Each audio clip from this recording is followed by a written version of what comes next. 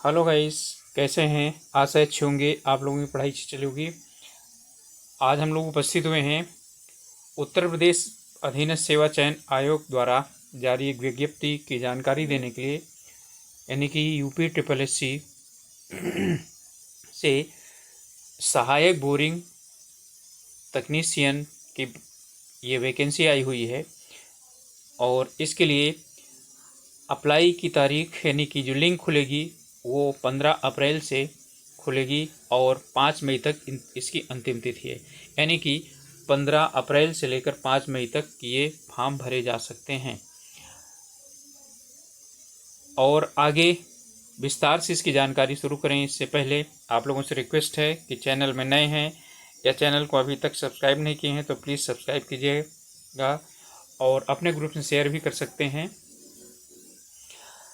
चलिए शुरू करते हैं। तो सहायक बोरिंग टेक्नीशियन की जो वैकेंसी है ये 402 वैकेंसी, यानी 402 पदों पर वैकेंसी आई हुई है। और इसके लिए ऑनलाइन जो आवेदन होगा, ठीक है, यानी आवेदन करने के लिए सिर्फ ऑनलाइन जो है एप्लीकेशन सिस्टम लागू होगा और UP SSC.go.in में जा कर के अप्लाई किया जाएगा। ध्यान रखिएगा, लिंक जो है वो 15 अप्रैल से खुलेगा, ठीक है, उसके पहले लिंक नहीं खुलेगा। और ऑनलाइन में जो कुछ भी है ये इसमें दिया हुआ है। आप लोग पहले इसे जाइएगा और आयोग की वेबसाइट से पूरा नोटिफिकेशन डाउनलोड करिएगा, अच्छे से पढ़िएगा, तब अप्लाई कीजिएगा। EWS के लिए यहाँ पर दिया हुआ है, ठीक है, किस दिनांक से किस दिनांक तक जो है यहाँ पर अप्लाई किए नहीं, कहाँ किस दिनांक से किस दिनांक के मध्य का होना चाहिए। ओके। और इसमें सभी चीज़ें अप्लाई करने के बाद लास्ट में फ़ीस जमा होगी और फीस जमा होने के बाद एप्लीकेशन फॉर्म को डाउनलोड करना पड़ेगा। ओके। और जो है एप्लीकेशन जो फ़ीस है उसके लिए यहाँ पर दिया हुआ है, कोई भी यानी कि जो है चाहे रिजर्वेशन कैटेगरी हो या चाहे जो कैटेगरी हो सभी के लिए 25 रुपये यानी कि फ़ीस जमा करनी पड़ेगी, क्योंकि ये ऑनलाइन प्रोसेसिंग शुल्क है तो इसमें किसी को छूट नहीं मिलती है। तो ऑनलाइन प्रोसेसिंग शुल्क 25 रुपये जमा होगा। तो इसे अप्लाई किया करने के बाद इतना शुल्क जो है वो जमा करना आवश्यक है। ओके। तो फॉर्म भरने की और शुल्क जमा करने की दोनों की 5 मई लास्ट डेट है। और जब इसमें मुख्य परीक्षा के लिए शॉर्ट लिस्ट किए जाएंगे कैंडिडेट तो फिर उसके बाद 200 रुपये फीस जमा होगी बाद में।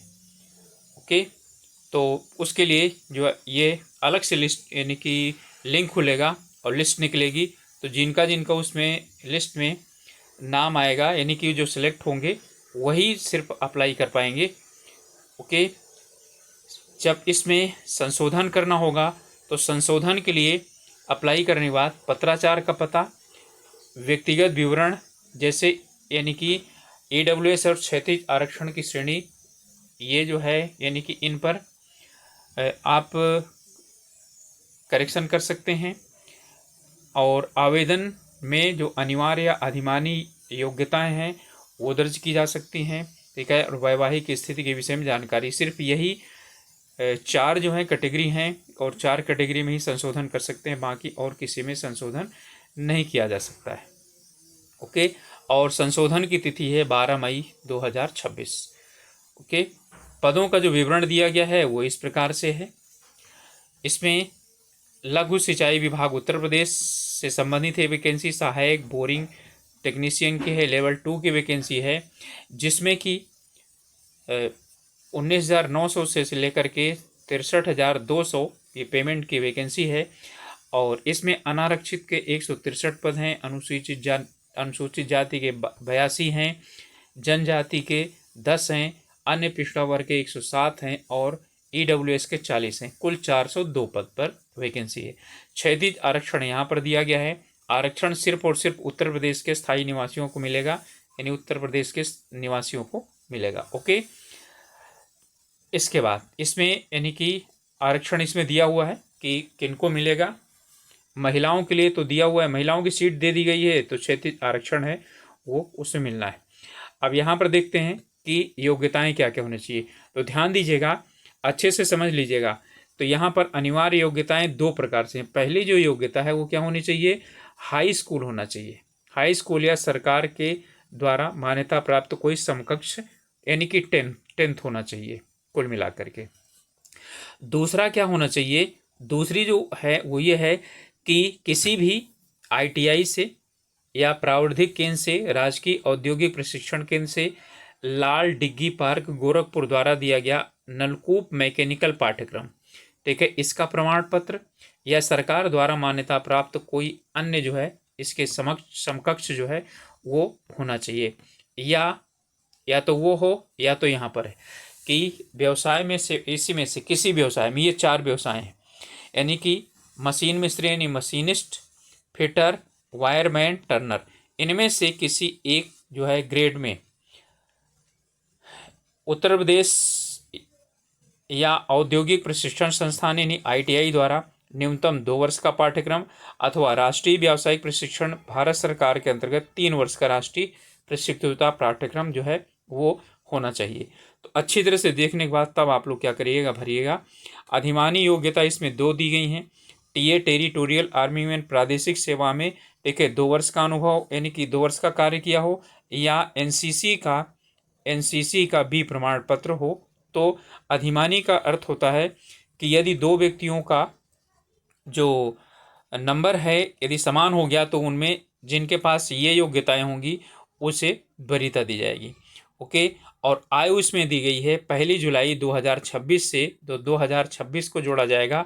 न्यूनतम 18 वर्ष और अधिकतम 40 वर्ष, यानी 18 से 40 वर्ष तक की जो है इसमें जो लोग हैं भर सकते हैं। और आरक्षित वर्ग के जो कैंडिडेट हैं उनके लिए, उत्तर प्रदेश वाले सिर्फ उनके लिए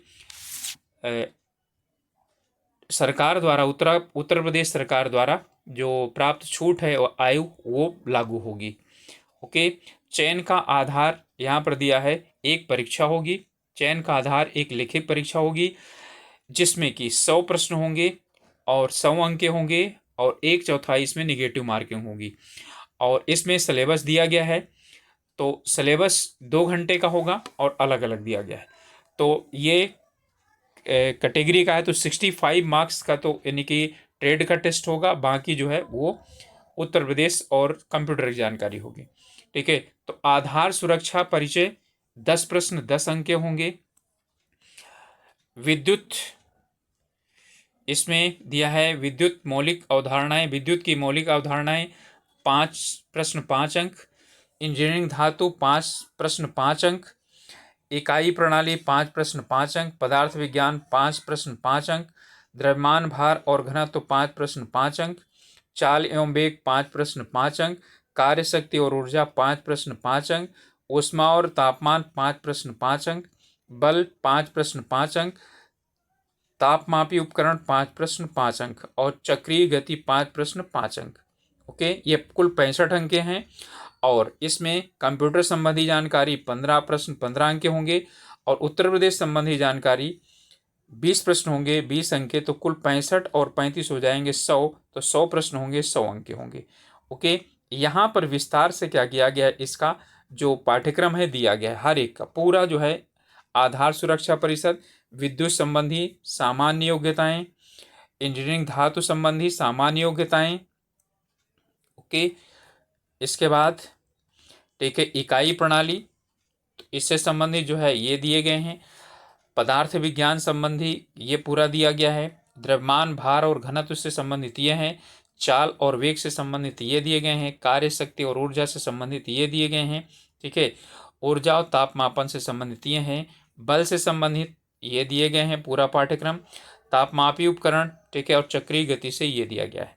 ओके, अब इसके बाद जो है इसमें कंप्यूटर से संबंधित ये पूरा पाठ्यक्रम दिया गया है। इसमें अधिकांशतः नवीन हैं, चीज़ें हैं, पुरानी भी हैं, ट्रेडिशनल भी हैं। और इसमें इंटरनेट से संबंधित और IT से संबंधित, यानी कि IT ही ज़्यादातर इसमें है। और साथ में इसमें उत्तर प्रदेश से संबंधित जानकारी है। उत्तर प्रदेश का इतिहास, संस्कृति, कला, वास्तुकला, त्यौहार, लोक नृत्य, साहित्य, क्षेत्रीय भाषाएं, विरासत, सामाजिक रीति रिवाज, पर्यटन, भौगोलिक परिदृश्य एवं पर्यावरण, प्राकृतिक संसाधन, जलवायु, मिट्टी, वन, वन्य जीव, खान और खनिज, अर्थव्यवस्था, कृषि, उद्योग, व्यवसाय और रोजगार। ठीक है, राज्य व्यवस्था एवं प्रशासन, समसामयिक घटनाओं पर उत्तर प्रदेश से संबंधित जो है वो यानी कि प्रश्न होंगे। ठीक है, और राष्ट्रीय और अंतर्राष्ट्रीय भी हो सकते हैं। जो बच्चे इंग्लिश मीडियम के हैं तो इंग्लिश में भी सिलेबस दिया गया है, दोनों भाषाओं में इसमें जो है वो प्रश्न पत्र आएगा। ठीक है, इंग्लिश में पूरा दिया गया है तो आप लोग इसको देख सकते हैं। ओके, अब इसके बाद यानी लिखित परीक्षा इसमें दिया गया है। लिखित परीक्षा के आधार पर क्या चीज़ हो जाएगा। ठीक है, इसमें जो 15 गुना अभ्यर्थी हैं वो क्या किए जाएंगे, पहले तो 15 गुना अभ्यर्थी जो है वो निर्धारित किए जाएंगे, मेंस के लिए बुलाए जाएंगे।